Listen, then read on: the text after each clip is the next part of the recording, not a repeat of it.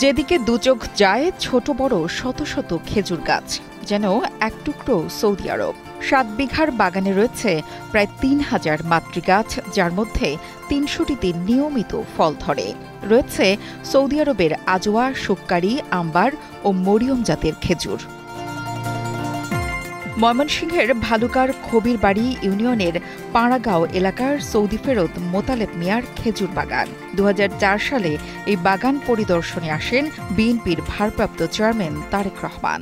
আমার নেতা তারেক রহমান এই খেজুর বাগান পরিদর্শন করছে ২০০৪ সালে ১৬ই জুনে। সেদিন পর্যাপ্ত প্রস্তুতি না থাকায় তাকে বসার ব্যবস্থা করতে পারেননি মোতালেব মিয়া।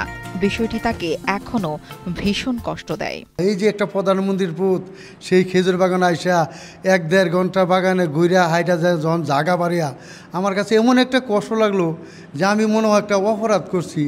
এই মানুষ তো জীবনে কোনো ১০ মিনিট দাঁড়াই থাকে না। তারেক রহমানকে রাজনৈতিক পরিক্রমায় চলে যেতে হয় লন্ডনে। এরপর আর ফিরে আসেননি। তাকে বসতে দেওয়াও আর হয়নি মোতালেবের। এরপর রাজনৈতিক প্রতিহিংসার শিকার হয়ে মোতালেব ২২ মামলার আসামি হন। আমি ২২টা মামলা খাইছি। বাগান ব্যাপারে এই মামলা ফেলাইছে আমার ১৮টা, আরও ৪-৫টা মামলা বিভিন্নভাবে রাজনীতি ব্যবহারে নিয়ে করছি।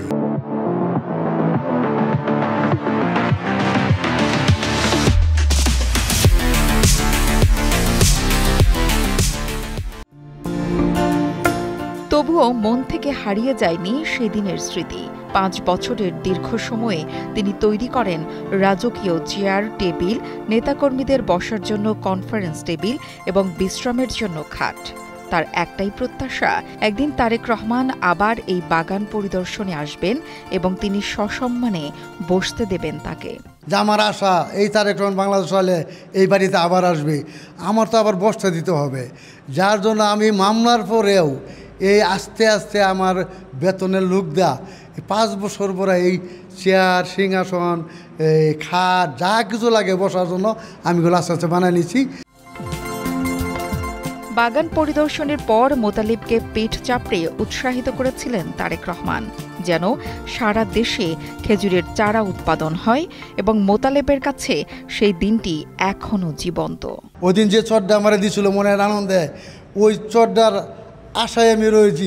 আবার এই রাজপ্রাসাদে এখানে এই চেয়ারে বসা যেদিন আর একটা চট দেবে, সেদিন তার একটা সালাম দেয়রা আমি মনে করো আমার খেজুর মোতালেব আমার জীবন ধন্য।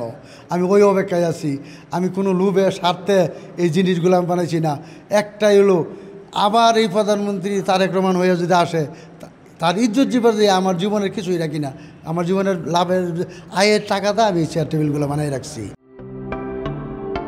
খেজুর চাষ করে যার নাম হয়ে গিয়েছে খেজুর মোতালেব, সেই মোতালেব মিয়ার এখন একটাই প্রত্যাশা, যেন তার বাগানে তারেক রহমান আরেকবার আসলে তাকে উপযুক্ত সম্মান করতে পারেন এবং এই উপহারগুলো তাকে দিতে পারেন। নুসরাত জাহান কলি, কালের কণ্ঠ।